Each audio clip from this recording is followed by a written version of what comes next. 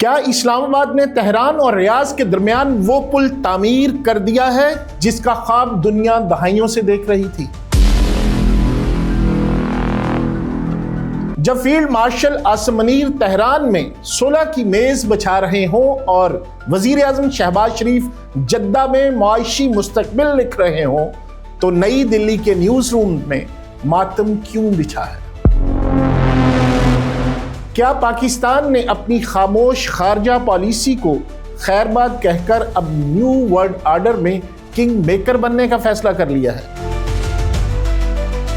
سعودی عرب کی اربوں ڈالرز اور ایران کی سستی توانائی کیا پاکستان کی معیشت اب واقعی انڈسٹریل انقلاب کے دہانے پر ہے؟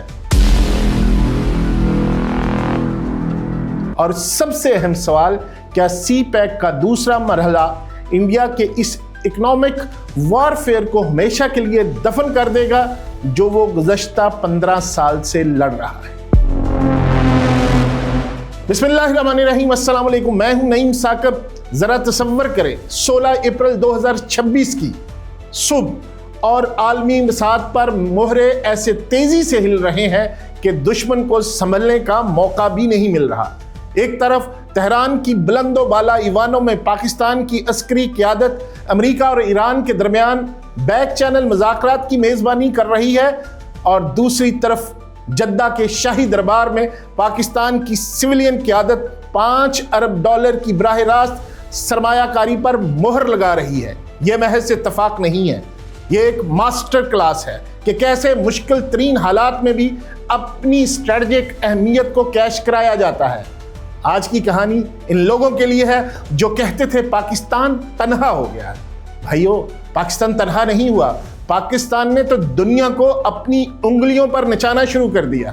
اب آئیے ذرا حقائق کا پوسٹ مارٹم کرتے ہیں۔ نئی دلی میں بیٹھے کچھ میڈیا کے سورما جو ہر وقت پاکستان کے دیوالیہ ہونے کی دعائیں مانگتے تھے، آج ان کی حالت دیدنی ہے۔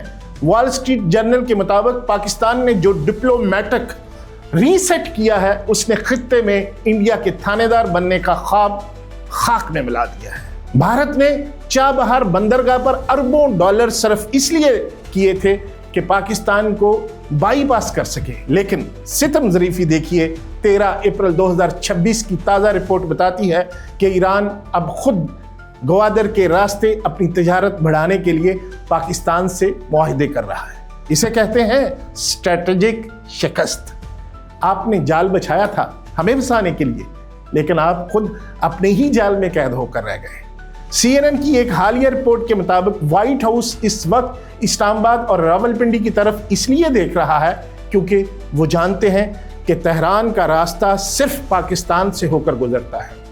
مودی سرکار جو خود کو مغرب کا چہیتا ثابت کرنے میں لگی تھی، اسے آج پتہ چلا ہے کہ جیو پولیٹکس میں ظرف اور قابلیت چاہیے ہوتی ہے جو تنگ نظری کی ہندواتا پالیسیوں میں نہیں ملتی۔ اب بات کرتے ہیں اس آئرن برادر کی جو دشمن کی دکھتی رگ ہے۔ سی پیک کا دوسرا مرحلہ اب سڑکوں سے نکل کر انڈسٹریل انقلاب میں داخل ہو چکا ہے۔ اپریل 2026 تک پاکستان میں 44 خصوصی معاشی زونز پر کام کا آغاز ہو چکا ہے، جن میں 37 نئے زونز شامل ہیں۔ چین کی جانب سے اپنی انڈسٹری کو پاکستان منتقل کرنے کا فیصلہ مودی سرکار کے لیے کسی قیامت سے کم نہیں ہے۔ چین کے وزیر خارجہ کا حالیہ بیان کہ پاکستان کے ساتھ تعلقات ہمالیہ سے بلند ہے، محض ایک جملہ نہیں بلکہ انڈیا کے لیے خطرے کی گھنٹی ہے۔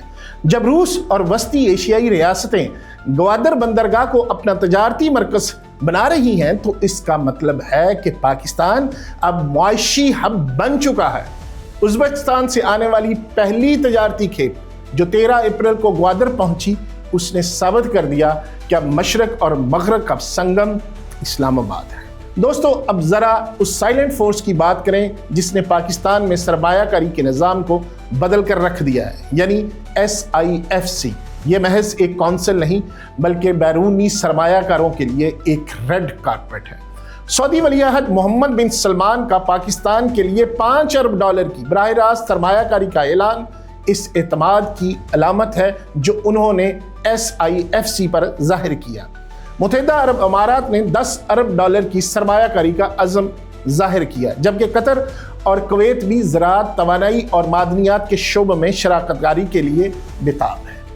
SIFC نے وہ بیوروکریٹک رکاوٹیں ختم کر دیں جن کا فائدہ اٹھا کر دشمن دنیا کو ڈراتا تھا۔ آج سعودی ارامکو کی ریفائنری ہو یا ریکوڈک کے سونے کے ذخائر، دنیا پاکستان میں شراکت دار بننا چاہتی ہے، امداد دینے والا نہیں بلکہ بزنس کرنے والا۔ دوسری طرف مودی جی کا حال دیکھیں، موصوف نے پوری دنیا میں مسل ڈپلومیسی کا ڈھونگ رچایا تھا، لیکن آج کیا ہے؟ اپریل 2026 کی رپورٹوں کے مطابق انڈیا اپنے پڑوسیوں مالدیپ، بنگلہ دیش اور نیپال سب سے دور ہوتا جا رہا ہے۔ دی ڈپلومیٹ کا تجزیہ ہے کہ بھارت کی نیبرہڈ فرسٹ پالیسی بری طرح ناکام ہو چکی ہے۔